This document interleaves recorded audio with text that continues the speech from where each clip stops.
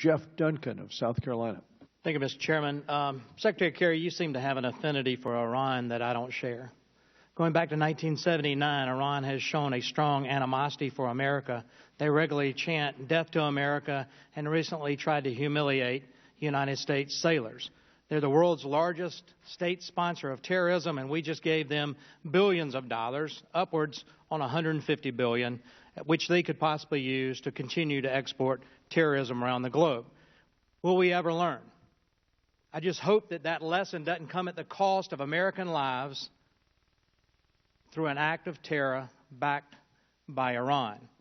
I'd love to go back to something Chairman McCall was touching on earlier, and that's H.R. 158, the Visa Waiver Program Improvement and Terrorist Travel Prevention Act.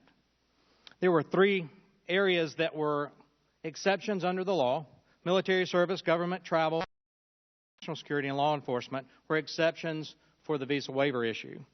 During the negotiations, as the chairman pointed out, the State Department asked for other exemptions, and they were explicitly denied in the law signed by the President. So in that, Mr. Secretary, there are national security and law enforcement waivers.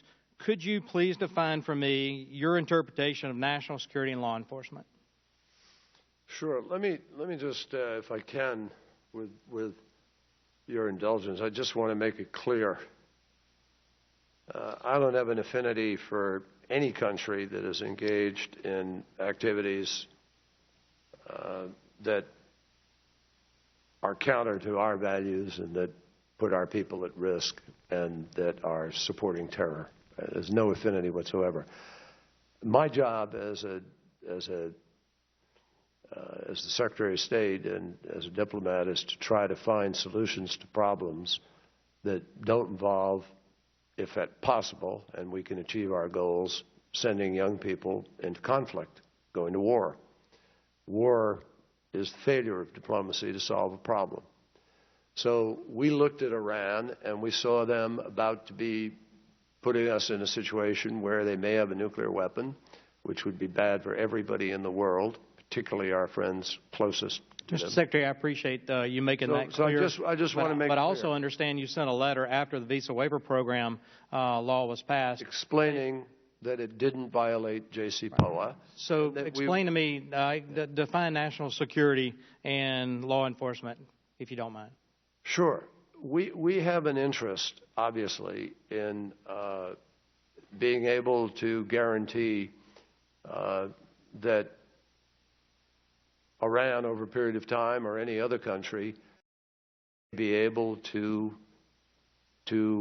change, may be able to move to a different posture. And our belief is, from a national security point of view, that if people are able to do legitimate business, that over a period of time, that changes things. We look at what's happening in Vietnam today, for instance, or we look at what's happening in Burma, other countries.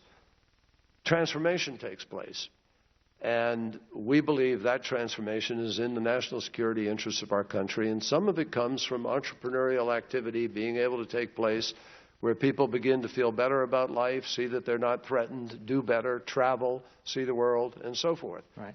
So reclaim in terms time, of travel, that's a good answer, sir. But let me reference we have people, we have friends. Reclaiming my time. Let me reference a white paper that the State Department put out, sir, that says, as discussed in the legal paper, which we've asked for a copy of the legal paper referenced in this white paper and have not seen that yet, but it says, as discussed in the legal paper, this is a lesser standard. National security and law enforcement is a lesser standard, your word, the Department's words, not mine, than was imposed by other statutes that require a finding that a waiver is vital to or essential to the national security interests of the United States. Furthermore, there are no findings of fact or other determinations required to be made before the exercise of the waiver authority. Additionally, as discussed in the legal paper, yet to be seen, the national security waiver can be exercised by category, not just individuals. So you're going to broaden this to humanitarian and other categories that y'all asked for during the negotiations, which were explicitly denied by Congress in the law. What we're doing, Congressman, we're not, I think we've adhered to the discussions that we had because we're not doing a blanket waiver. We're doing, these are individual, case-by-case basis. So we're not doing some blanket waiver. That's, frankly, not only adhering to the standard, but it's in our interests. I mean, we have people, you know, the principal threat that we are concerned about of terror from Daesh is not coming out of Iran, it's coming out of other places. And if some European business person or an NGO that happens to be advocating human rights travels to Iran and they have a visa waiver with us, which, by the way, has an extraordinarily rigorous standard before it's given. We don't lose any. In fact, we have greater insight on somebody with that than we do in other cases necessarily. I'm on Homeland Security. I've followed this issue for a long time. What this white paper looks like, and maybe I'd have a better understanding if you would provide to us a copy of the legal paper. Mr. Secretary, this looks like y'all were trying to find wiggle room to work around the intent of Congress and the actual wording of the law. My time's expired, and you can keep talking if the chairman will let you, but I appreciate it. Where'd the white paper come from? I'm sorry, I missed that. It's called the Visa Waiver Program Waiver Recommendation Paper, and it's a State Department document, and it references in there twice that I know a legal paper which helped you determine your findings here. Please provide us a copy of the legal paper, and maybe this will be a non-issue.